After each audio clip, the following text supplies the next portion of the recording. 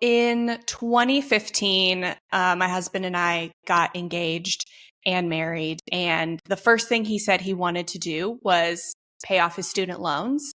And I was not really interested in that. I kind of wanted to live my life. I didn't want to live under a rock and just pay off this debt that I thought I was perpetually going to have, because I'd tried budgeting before and I'd overspent over and over into this like budgeting yo-yo diet guilt shame cycle. And it wasn't for me. I just decided. And took a little while, but I got on board. And what I thought was going to take us 5 years based on our income, we made between 60 and 88,000 during our debt payoff. But what I thought was going to take 5 years took 2. We paid off $78,000 of debt in 2 years.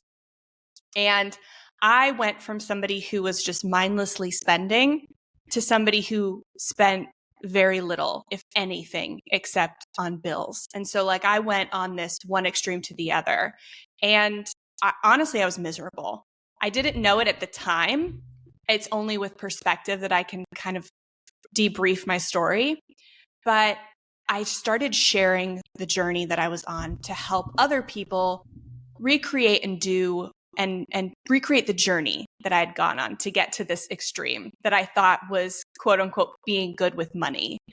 And that's what led me to starting to write. I got a full-time writing job in personal finance, started Frugal Friends with my friend Jill, who was also on a debt payoff journey.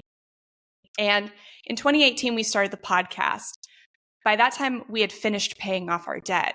And I was still in this extreme mindset. I didn't know what to do if I wasn't paying off debt. So I went heavy into investing, maxing out 401ks, IRAs, HSAs, anything I could max out, I was maxing it.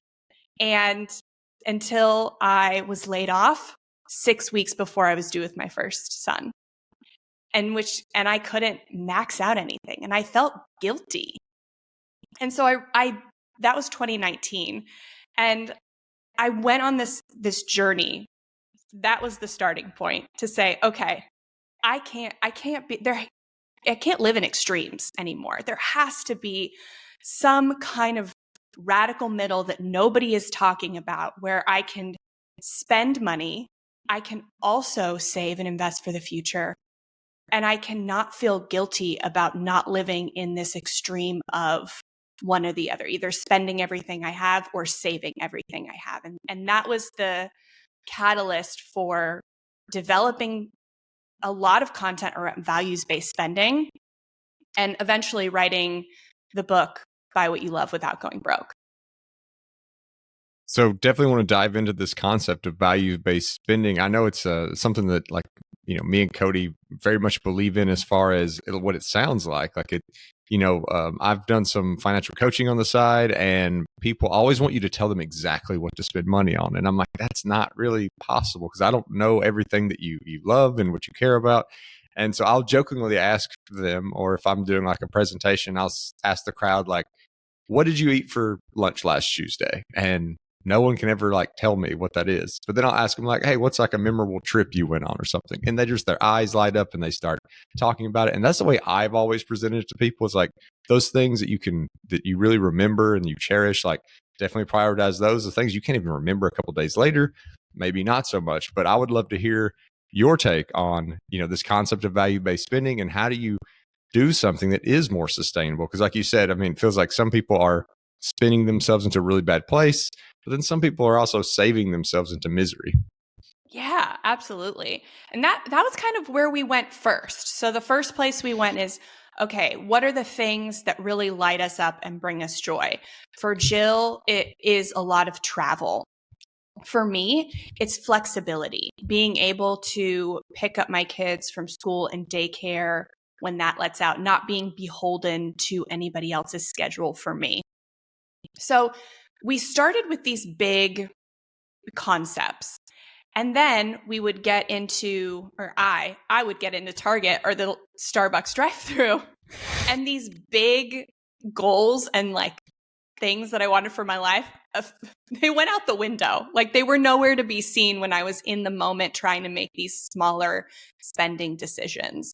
And so we had to kind of find a balance between how do we honor the instant gratification in that does exist? How do we not fight back against what our brains are wired to do, while also honoring these things that bring us life?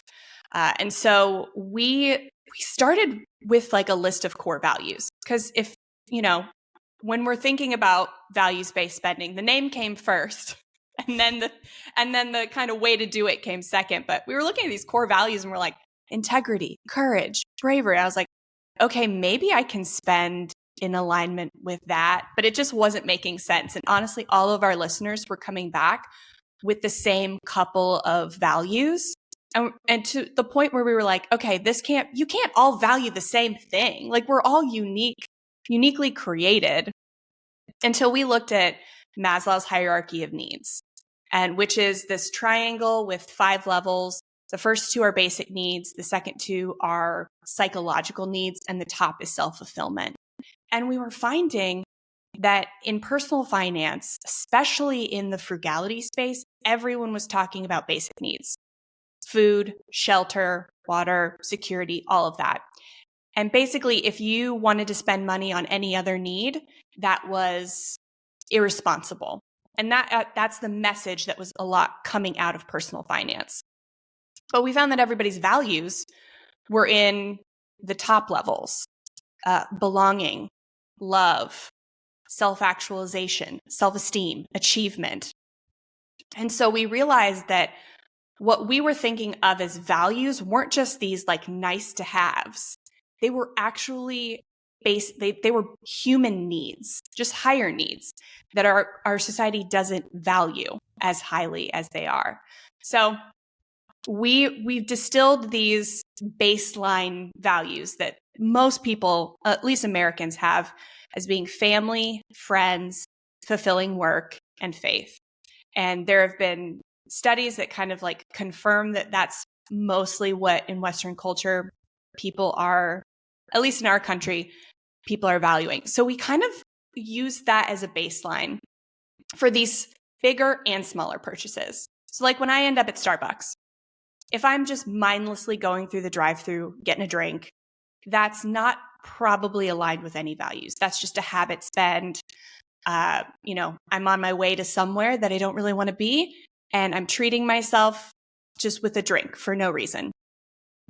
I could also be at Starbucks to have a coffee with a friend, and that's meeting a higher need. One of my values is creating connections, building relationships. So the same purchase made for 2 different reasons can be aligned with your values or not. And so that's why we use values, because it doesn't just hit those bigger, higher level things you got to save for, things that are way in the future. They also hit the little day-to-day things as well. So I could see where this type of mindset spending could go wrong. Now, hear me out. If you're like, okay, you have all these friends who are inviting you on vacations and all these fun things, and all of a sudden you find yourself on 6 trips in the matter of a month and you're behind on your mortgage because the trips align with your values and the friends and the family and the experiences. I know actually that you are not a huge fan of budgets. I think there was a quote from your book I had written down here. We love budgets, but making one won't change your spending habit. So could you tie everything that I just word vomited there into why budgets don't make your spending habits better, and also how you can keep that spending in check if you're not budgeting and going on the 6 vacations in a month? Yes, well, absolutely. That's why the title of the book is Buy What You Love Without Going Broke. That Yes. Without going broke part is super important. And that does come down to your spending plan. So we like to call it a spending plan, and we'll use the word budget. It's, we'll use them interchangeably. But the beautiful thing about the English languages is that if you have a negative feeling or thoughts towards one word, you can usually just use another word and it means the same thing and it doesn't have the same negative connotation. So in a spending plan, we are so used to having like 100 categories. There's a category for everything. And sometimes you have a grocery category, and maybe you have multiple grocery categories. One's for food, one's for home items. And I've made these types of budgets before, and they are so unrealistic, at least for me. So what we've done is we've simplified, and we've created a values-based budget or a values-based spending plan. And instead of categories for things, which it treats a how much problem. We have categories for these values which treats the what problem. And that's what's going to prevent us from going broke. So if I've got my family, friends, faith, and work categories, then I can focus on what the true root is. So I can look at family and I'm like, okay, how do I first get as much of that need, fill my cup there without spending any money? And then how do I, if I need more opportunities to fill that cup, how can I do it with spending as little as possible? And then once I've thought out and planned about those two things, then if anything else comes up, then I can spend on it without guilt, because I already know that if I'm filling up my friend cup per se, then I'm not going to feel the need to take 6 vacations with them because I'm already getting time with them, and I've prioritized ways to get time with them for free or low cost.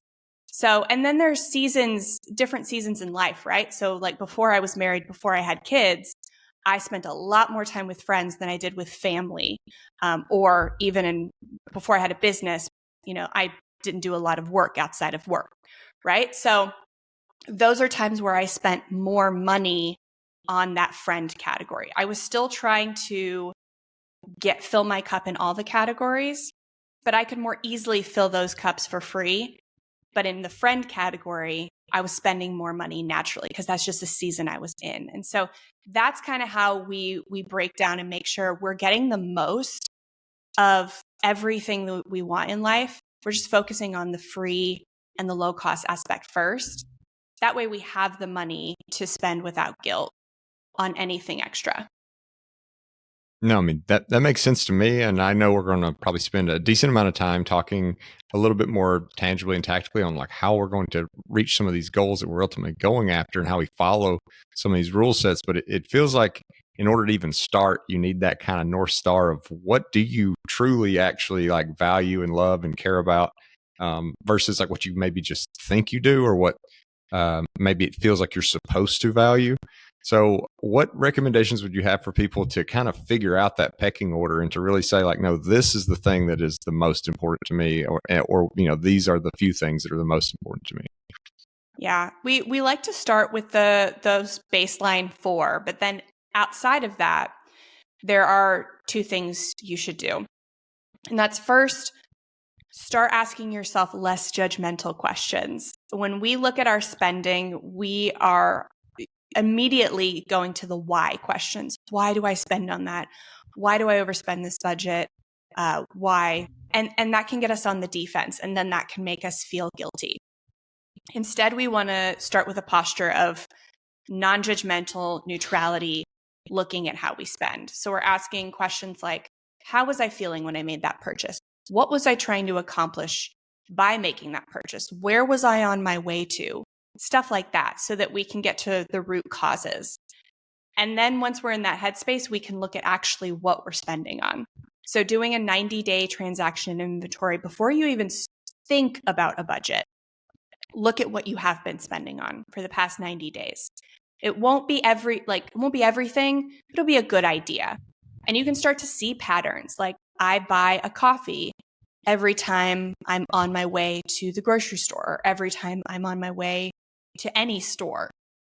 So you can start to see patterns like that, and then make a plan in advance for how you're going to meet the need without spending money, or by spending less money. So did that answer the question? No, yeah, I think so. I think it starts to help you, dig into and self-analyzing like why you're spending on things, and to just give yourself some time to reflect and make sure that you're being intentional. Yeah. And that 90-day transaction inventory will kind of open your eyes to some things that you may value that you didn't know you valued.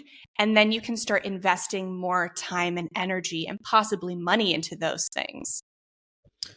So using concrete numbers, I know there's a lot of people in our community who are very numbers focused, Justin and myself included. So we don't have to use real numbers. Maybe we can use percentages, but let's say you already define what your values are and how much you want to spend. I totally get you fill up those buckets with the free stuff first. But then after that, like, how do you allocate, okay, this is how much I want to save, or this is how much I want to allocate toward my investments. Then this is exactly how much for this bucket. This is exactly how much for that bucket on a money basis.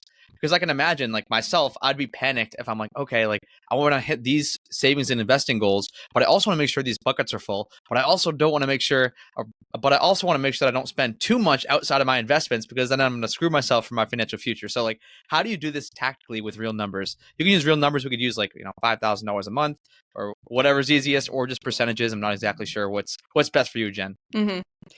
The thing is, we don't use we have a lot of concrete action steps in the book and no concrete numbers. Okay, because cool. everyone's income is going to be so different. And even with similar incomes, where you live and how many kids you have, how many incomes you have in the house, it's all going to be so different. So I think the first thing is to honor your season. So if you're, and listen to your gut essentially in your season. If you're in a place where you are worried about your financial future, then that's a high value for you. And you should be putting more towards your investments and all the things that go into that. That was a really high priority for me before I had kids. And then I had a child, and that whole thing shifted. And that was a really clear season shift, right? And sometimes it comes with we're investing or over saving out of fear, and we have to gradually get over that fear and overcome that. That doesn't come overnight. So maybe we're setting short-term saving goals, and then we're challenging ourselves to almost like save less over time if needed. So there's some concrete seasonal shifts and some we have to challenge ourselves to make. But that's really going to be kind of where you find that percentage in your income. When we were paying off debt, it was really important to us emotionally to get out of debt. Like that was just an internal psychological thing that we needed. So it was a high priority for us. And we did it a little faster than I would recommend other people do. Wouldn't always recommend people recreate what we did, but we prioritized what felt good. And then we didn't continually ask ourselves in that season what felt right, but we're trying to get others to continually ask what's right, because a season can be a couple weeks, it could be a couple months, it could be a couple years. You just have to keep checking in with yourself and actually concrete sit down, check in type of thinking. Yeah, the conversation around seasons reminds me of one of the nuggets I guess I had from the Die with Zero book, which was around like not only is what your interests maybe change, but also your kind of your opportunities and like how things would actually look are going to change throughout life. So when you're younger, you can save that money by booking a hotel that's maybe a mile away from the prime spot because you can just walk. It's no big deal. Later in life, that may not be there. Like you may not have the physical ability to walk or to put up with that or whatever it might be. When you're younger in life, like maybe all of your friends are living in the same city, they don't have kids and they can travel with you. And so maybe that is the time to prioritize that. Like you said, once you get to a different stage in life, when maybe everyone has kids and you're spending less time with maybe those friend groups, you're spending more time internally with a family. So I think that is important to think about also, like where you're at in life as far as the opportunities that are in front of you. So that's definitely an interesting conversation. As a little bit of a subject shift, I know me and Cody did a whole episode one time on kind of talking about how like fitness and finance, there's so many similarities. Like when you're budgeting for trying to save money, or whether you're trying to kind of budget your calories around losing weight or gaining weight. How do you see that? Like, the way like diet culture is so huge, at least in the United States, like it's such a huge market where we kind of overanalyze everything. How has that maybe poisoned our brains in the way that we're also looking at every financial decision and looking at the way the money is coming in and out? Yeah. Well, we are never taught about how to spend money in schools. We're not taught personal finance at all, much less how to spend money. So we've taken these concepts that we've absorbed that are widely talked about, like all the things in diet culture. You have to restrict your calories to be as skinny as possible, or, take all the supplements, lift all the weights, be, as bulky as you can. We've just taken that. It's a way to consume, right? It's an idea on how to consume food, supplements, etc. And we've just shifted it to the other form of consumption, which is consuming products and services with money. So we've taken those concepts, and that's how we think about money. We save as much as possible, or we spend everything because we don't know when we're going to get it back. And so there's so much inadequacy around health. That's how people sell us health products, is telling you you're not good enough, you don't look good enough, you don't feel good enough. Let me sell you the solution to make you feel better. And that's a solution that feeling better cannot be bought. The way you feel about yourself cannot be sold to you. You first have to be content with who you are and what you're doing in order to improve. And so we kind of have to take, and that's becoming more commonplace now, as more people are fighting against diet culture. And even the body positivity movement has its own, kind of has its own issues. But as we look more at conscious consumption in health, we need to now transfer that into our finances and looking at conscious consumption, which is truly that radical middle. So we're not saving as much as possible. We're not spending everything as soon as we get it, but we are trying to find our radical middle that nobody can define for us. It's not an 80, 20, 30 budget, right? You have to figure out your own budget. And that comes from looking real deep inside, which is something that people who market products to us do not want us to do. They don't want us to think critically and really deeply about ourselves. They just want us to impulse buy the solution to a problem that really money can't solve. So speaking of impulse buying, impulse eating, we were just talking about dieting. I think one thing that people don't realize is just how easy it is to spend money nowadays versus, say, 50 years ago. And I know that you go into depth in your new book about this, but I mean, just for example, 50 years ago, if you wanted to go buy a pair of shoes, you got to go down to the shoe store. You got to talk to the cobbler or whoever's making the shoes there. You go and pick out the pair. It might be a couple weeks before they get your custom pair. I could go on Amazon, and in the next 30 seconds, I could order a pair of shoes. It'll be at my house tomorrow. It's insane how much faster consumer products can move now in today's environment. So I know that's just one micro example, but could you talk a little bit about how the cards are stacked against us consumers?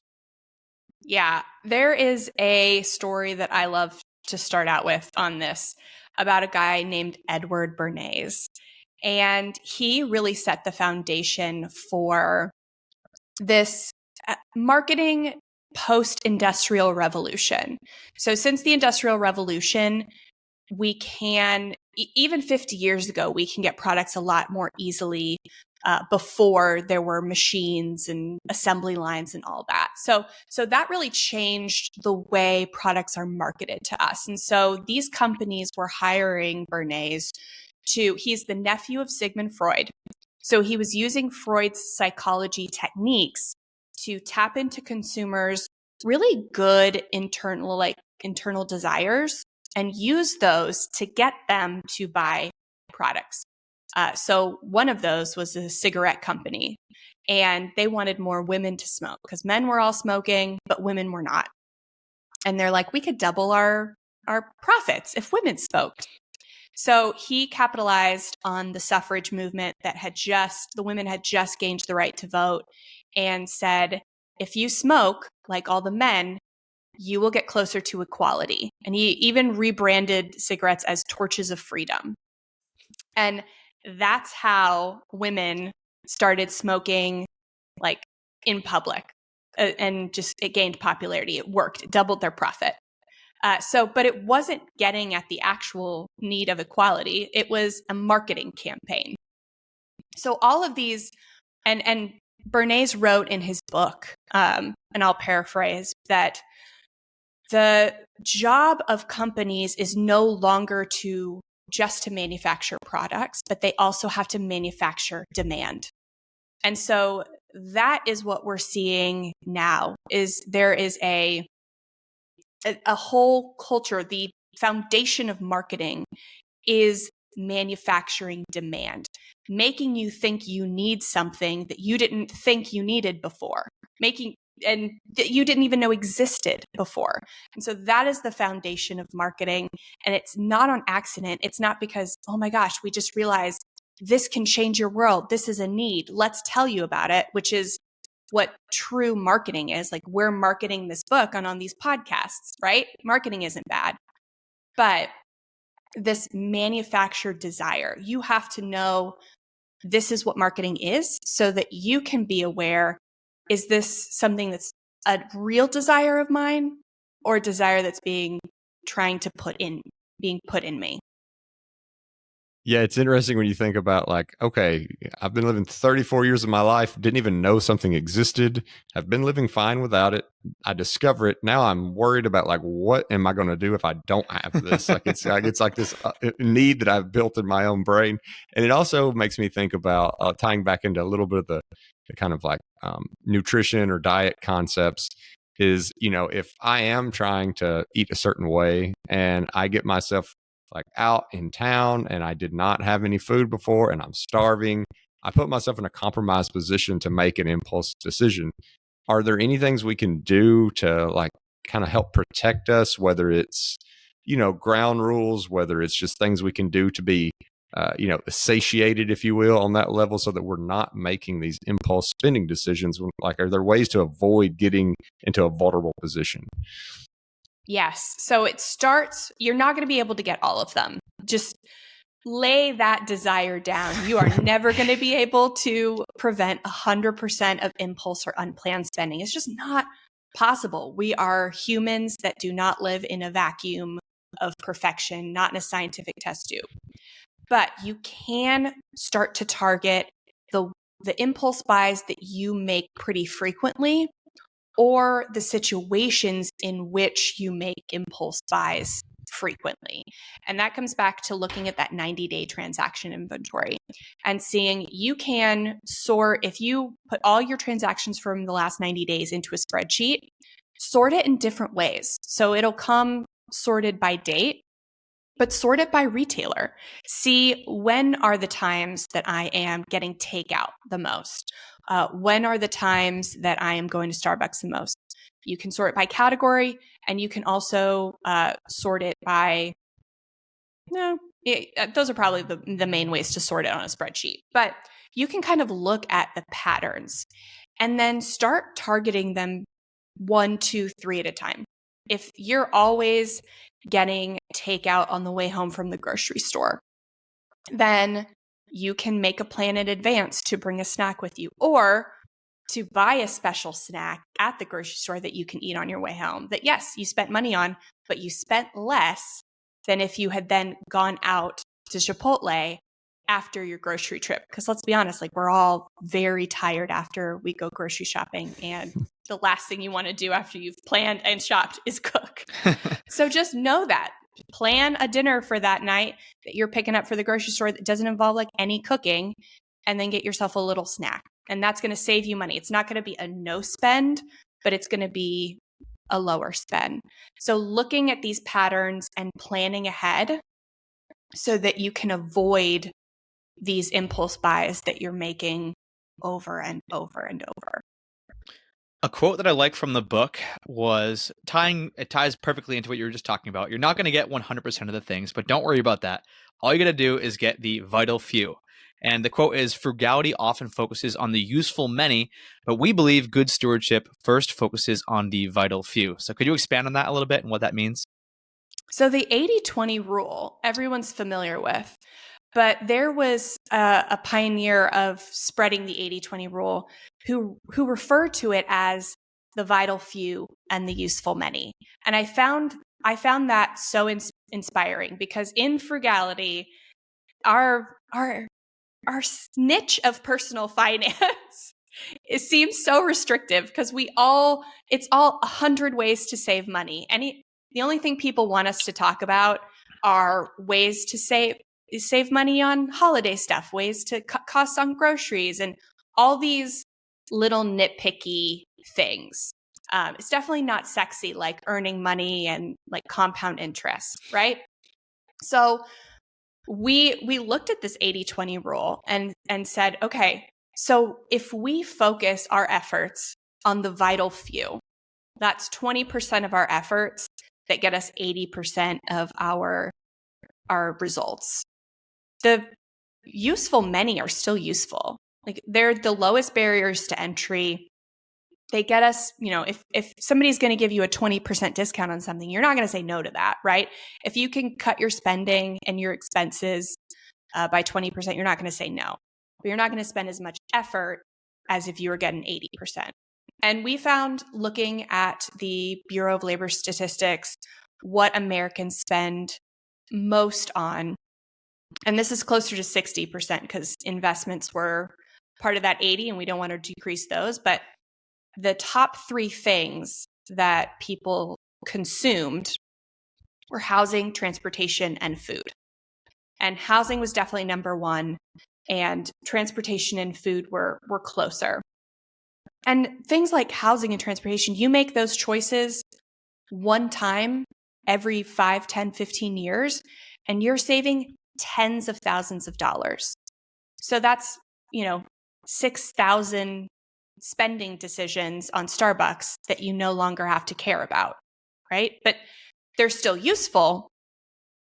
But if I had the choice between saving $10,000 with one decision versus, I don't know, coffee's so expensive nowadays, so like 100 decisions. So like I'm going to pick the one decision. And so that's why we spend a whole, our obligatory frugality saving money chapter in our book, which we do actually feel very passionate about, is all about how to reframe your mindset around saving money, and then some practical tips on getting creative. I think that's the biggest way to get a more values aligned life and align your spending with your values, is to give yourself the parameters in which creativity can thrive. So get creative with your spending. Get creative with how much space you think you need when you buy a house. Get creative with what kind of car you need. Something we're big proponents of is you can have an auto loan. We are not against car loans, but just buy something that's a little less expensive than what you were going to buy. Buy the same car used, 3 years used instead of new, or 3 years older than maybe what you were going to do. Whatever works for you. So making those decisions, and then I tell a story about how I saved $4,000 in 10 seconds on my last car purchase. Those stuff like that is going to be more impactful. But the day-to-day stuff is going to be food. Food is our big, when we talk about, it seems like the useful many, but it is one of the vital few. And it's just every day, 3 times a day, sometimes 5 times a day, that we focus on. Yeah, that one has always been interesting to me, on the like over analyzing the really small things and kind of just being blind to the big things. A lot of times people are really interested in hearing me tell them about like my grocery spending because it's always been so low. But if I took it from $100 a month to $200 a month, okay, that's $100 a month.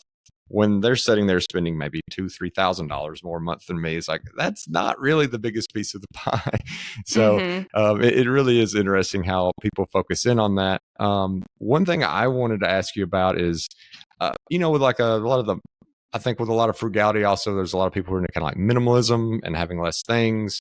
And it's not so much about just focusing on like taking away, but kind of, to me, what that opens up. Like the more things that you have, that actually, to me, oftentimes comes with more responsibilities, more things to fix, more things to lose and misplace and worry about. And I just don't know if you could talk a little bit about how, there is some freedom to reducing some of that clutter in our brains and in our physical lives as well. Definitely. We were just having a conversation with Cass from Clutterbug, who declutters for a living, and she got into it because she had this mindset around spending that money is intangible So I have to spend my money on tangible things to feel safe about it. And so many of us live in that world where money isn't promised. Maybe our paychecks are irregular, and we feel more safety with things than with money in the bank that may not be promised, may go away, returns are never guaranteed sort of thing. And so that can cause a lot of us to create clutter that isn't serving us. There's a lot of studies saying that the more clutter we have in our line of sight, in our heads, in our schedules, decreases our ability to make wise decisions, not just about spending, but wise decisions about what we eat or safety actions, like all those things. So we want to make good decisions, and that comes through simplifying. We have a complexity bias. Our brains want to add more in order to solve problems, but it is so much faster to just take away and simplify. And so that's not just our physical spaces, but also our mental spaces, letting go of emotional baggage and mental, like things we say about ourselves, letting go of things in our schedules, and all of that. It's just simplifying where we can so that we can make better decisions all around, all the time. Something we haven't talked about yet today, or at least we didn't focus on this today, was community. And actually, your most recent podcast episode, I think this came out yesterday, I listened to it this morning, about the cost of individualism. And it was funny because I had just seen on, I think it was Instagram, someone was like, 30 years ago, you wouldn't be spending money on an Uber to come back from the airport, and you wouldn't be hiring movers to help with your move. Like, you'd lean on your friends and family for this stuff. So like, we're spending a lot more money because people are moving out to different cities, or they just don't want to bother someone. So they're an individual. That there's this individualism movement going on. So I was wondering if you could talk about that, and then why community is so important. Yeah, shout out to Money with Katie, because I think we saw the same Instagram post, and Probably, that's really what, it spoke to me in the way she said it. We had already talked in our book about the importance of community in this journey. We don't live in a vacuum. People are in our lives. Let's embrace it and capitalize on it. And it's already such a high value for so many of us. And this is just like a big reason why. So many years ago, you really had to rely on your communities. And we even focused it more on, like, sure, it's easy to ask a friend for a ride to the airport, but relying on our community, our neighbors, as well. And you don't want to put somebody out, right? If the airport's an hour away and you're asking a friend for a ride an hour away, like, let's think of somebody else, or let's think of it. If it's 3:00 in the morning, let's think of another way. Let's think of Uber, right? These resources have a place, and they're just so readily available. And their marketing is telling people, don't burden your friends, just use an Uber. Like, don't burden your friends, get an Airbnb. This idea of being a burden is really honed in on. And I think culturally, America was founded as a way to be independent from a monarchy, right? So independence, individualism, something so deeply ingrained in us. And that's really pervasive, like in all the things that we do now. And so really finding this balance between how can we serve each other? Because if a friend needs help, I want to help them. Like, I want to help them, but I think they don't want to help me. How does that make sense? Right? So kind of being cognizant of and being a little bold in asking for help, or asking for input, or just building relationships. I went to my son's preschool, and it was at a public school, and they had this meeting that I thought was really pointless. But it ended up just being a way to get all these parents together to say, being at school every day is really important. And so we want you to see each other and meet each other as parents, so that if you can't get your kid to school one day, you can build relationships with people who can help you get your kid to school. And it's not going to be a burden for them because they're at the same school. And maybe they're not your best friend, but you just have met them now and you don't feel like they're skeevy, right? You just get good vibes. That's enough. Not every relationship we build has to be really close to us. They can be for different reasons. And so, yeah, I was super inspired by that post that Katie said. And we just wanted to do an episode on it. Yeah, the part that you said that resonates like really strongly with me is just the way we judge, like our mindset of if we needed to ask someone for something versus if someone were to hypothetically say, like, what if they ask you for this? Like if someone said, hey, can I, I'm coming into town. Do you care if I stay with you? I would be pumped. I'd be excited to have like a friend stay with me that I haven't seen in a while. But yet, if I'm traveling to another city, some people might think, well, I don't want to be a burden. Like they've got to work that day. And like we completely look at it differently. And that's something I always try to do is I just try to put myself in their position and say, if someone was asking me, would I feel that way? And then also, I think there's always things that we can do to make it a little bit more equitable, if you will. Like, if I am going to stay with someone, then I'm probably going to like cook them dinner, cook them lunch, like whatever it is. Like I can do little things to make it feel right. And I don't know if you have any other thoughts around just how we don't feel awkward or like put ourselves like, because maybe we're getting invited out to a lot of dinners and that's not something we really want to be spending a ton of money on. For some people, they couldn't imagine going to that dinner and not ordering anything. For me, I've gotten comfortable with that, whether it's for nutritional reasons or financial reasons. Like there are times where it just doesn't make sense for me, but I want to be there and be a part of that community. I want to, have that time with them. But some people really struggle, I feel like, with just being different than those who are in their community. Definitely. That was something that I had to learn when we were paying off debt, is that I had built this community that wanted to go out a lot, and I participated in that. And when I changed, then I was bitter that nobody else changed at the same time, at the same rate that I did. So I had to kind of be the change that I wanted to see. If I didn't want to get invited out, I had to invite in. So I had to figure out, how do I want to build relationships? What is working best for me? And then invite people into those ideas. And the ones that are into it, those are the ones I'm building relationships with moving forward. The ones who are not into it, who really just do want to go to happy hours and go to dinners, those are not the people who I'm building relationships with right now, or maybe in the future, but at least right now.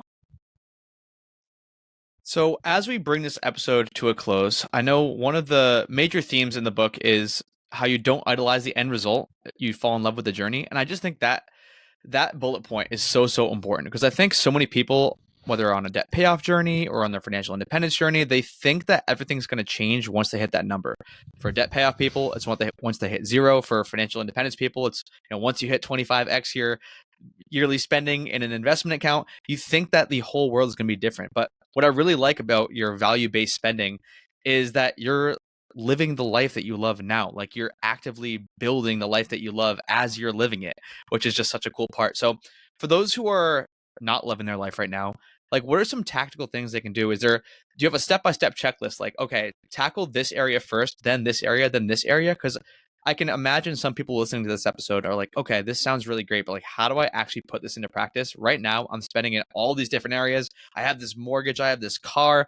I can't just go and sell them tomorrow. Like, how do I actually put all this awesome stuff that Jen's talking about into practice today? Yeah. So based on people being in different seasons with different incomes, there's not a step-by-step, but there definitely is a one at a time rule. I'm big into The One Thing by Gary Keller and Jay Papasan. And the rule is essentially, what is the one thing I can do now that which by doing will make everything else easier or something else unnecessary in the future? And that's kind of what I try to start with. So for us, paying off debt that's how we decided, that's how I got on board with paying off debt originally, was that I wanted to foster, like in the future. After I have kids, I wanted to be able to foster. And I know that that's a big time commitment and a big financial commitment that you don't really think of. So I knew that not being beholden to a $500 or $700 a month debt payment was going to make that a lot easier for me. And it would make the need to work probably unnecessary. So that is why we chose that. So I would say just choose one thing at a time. What's the thing that's what's the expense or expense category that you're spending on that's costing you the most in money or in time? Pick one, start working on it.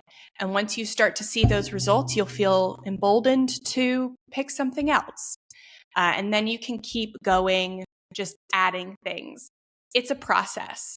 And that's why we say fall in love with the journey, because you're falling in love with self-actualization, living into your full potential. And that's that highest top on Maslow's hierarchy of needs. You are living into your full potential. Fall in love and recognize that as a human need. And you'll start to develop internal motivators that will just keep you going long term. But it is a trudge through at the beginning, and working on one thing at a time will definitely get you results and visual results faster. The last thing I wanted to ask about was, I feel like with all these topics, most people's brain goes towards this part of their journey where they are trying to save. They are trying to do it in a responsible way. They're trying to do it in a way that is sustainable. But while no one can spend unlimited amount of money, the hope is that we'll get to a point in our journey where saving necessarily isn't really important anymore. We have built that nest egg, we have done the work.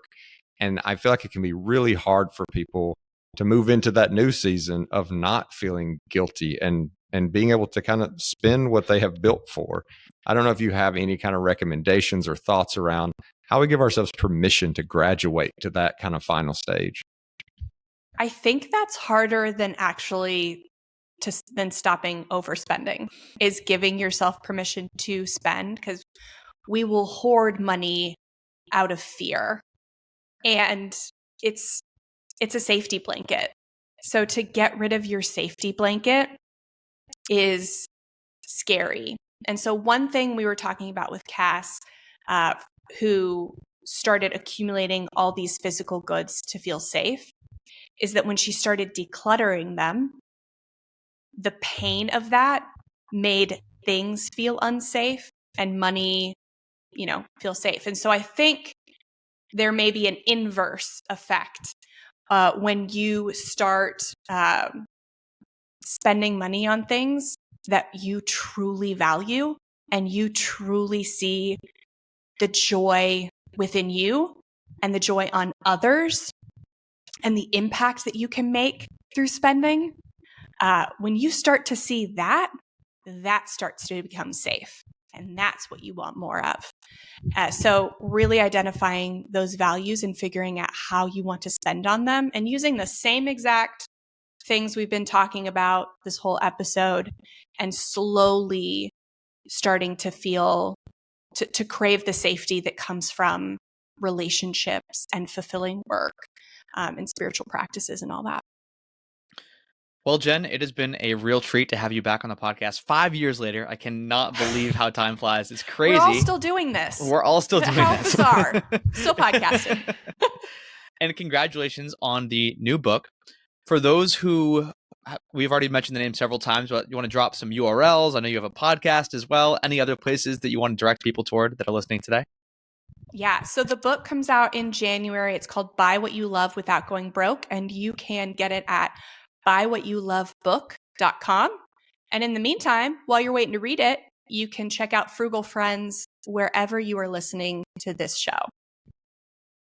Well, thank you, Jen, for giving us some time. I can't wait to read this myself. It's a very interesting topic from both a mental perspective and the tangible, helping you reach those goals. So thank you for giving us some time and sharing this with listeners.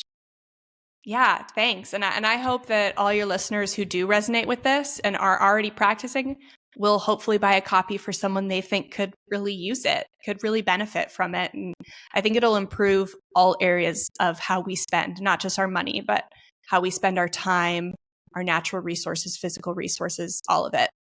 Absolutely.